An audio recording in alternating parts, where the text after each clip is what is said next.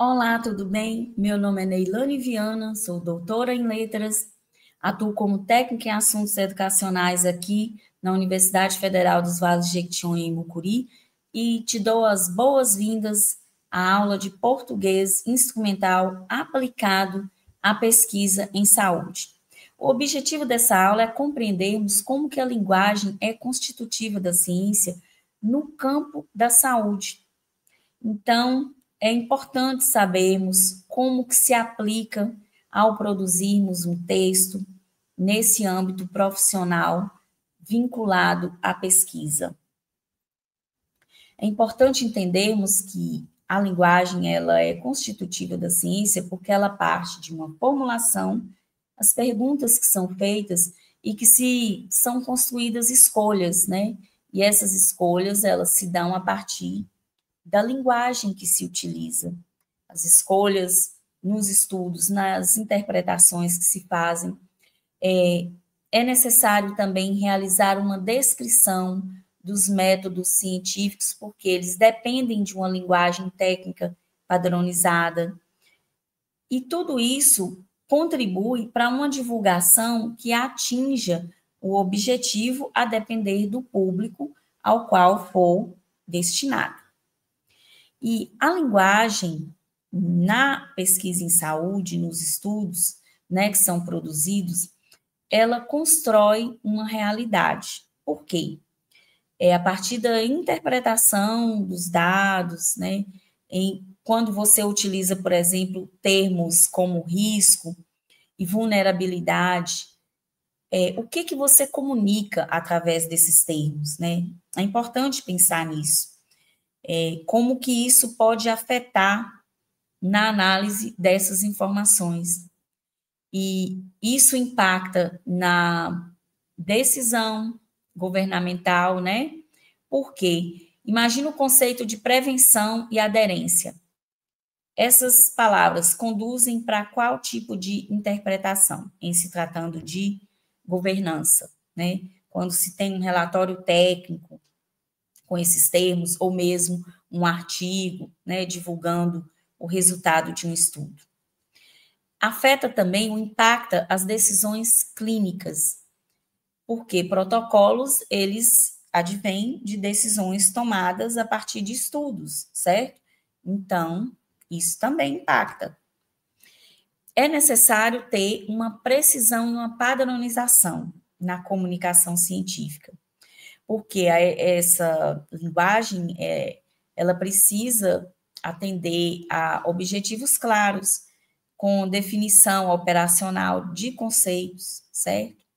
Se você utiliza terminologia nacional ou internacional, você precisa pensar a que público se dirige, a necessidade, né, de se utilizar essa terminologia ou não.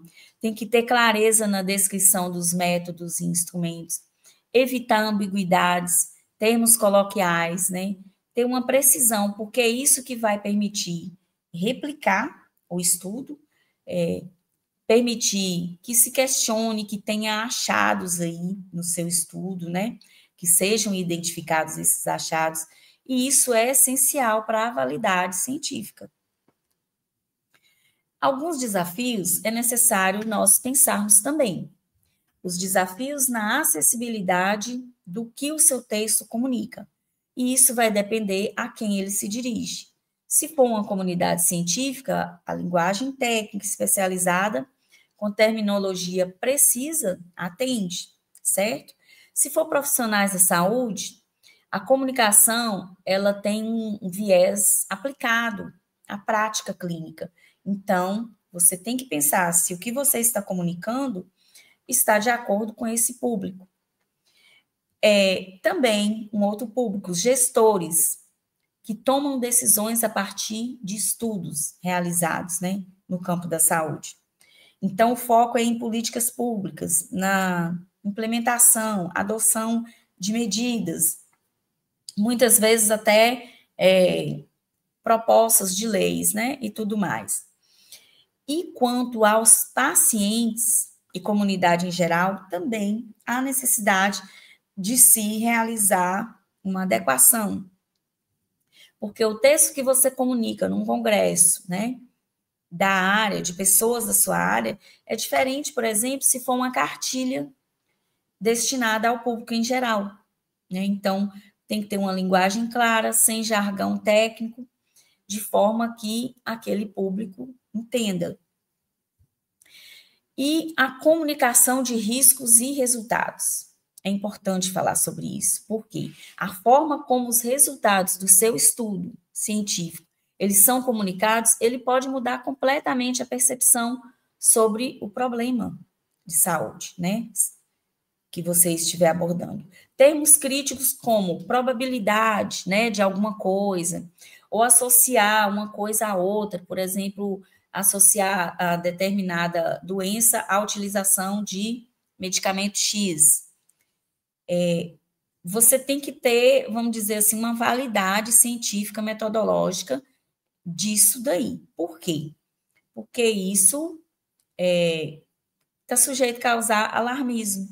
E aí é realmente necessário você saber se esses termos eles estão assertivos para a pretensão do seu estudo. Porque isso pode dar interpretações equivocadas, né, decisões clínicas inadequadas. E com isso a gente adota vamos dizer assim, é necessário a gente adotar uma responsabilidade ética sobre aquilo que a gente comunica, porque vai impactar nos comportamentos das pessoas individuais, coletivos e nas decisões governamentais. Então, um outro ponto dentro dessa comunicação, evitar estigmatizações, a linguagem ela precisa respeitar a dignidade das pessoas, respeitar as identidades, né? Considerar as diferenças culturais, étnicas e tudo mais, utilizar termos atualizados. Ao invés de você dizer portador de HIV, é melhor você dizer a pessoa vivendo com HIV, ou a pessoa que vive com HIV. Fica melhor, traz esse elemento sensível, né? Porque isso faz parte do princípio da equidade em saúde.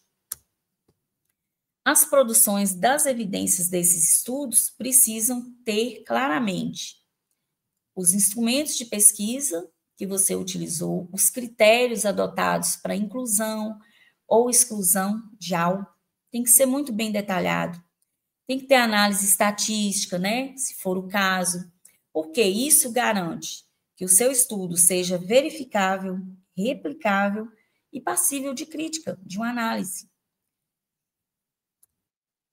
O que nós observamos com tudo isso? Que existe uma ponte entre a pesquisa e a prática. E a linguagem, ela é essencial para que tenha assertividade, né?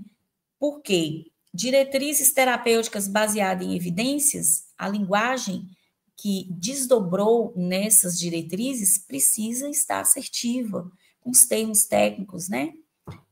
De acordo. A vigilância realizada na época da pandemia, por exemplo, todos os procedimentos adotados a partir de uma vigilância veio por meio de linguagem clara. As campanhas realizadas, né, tem que ter, comunica prevenção, promoção, tem que ter assertividade e as decisões quanto a implementações de estratégias governamentais. Então, aquilo que você comunica na pesquisa vai impactar na prática. Resumindo, a linguagem ela abrange a construção de significados, né?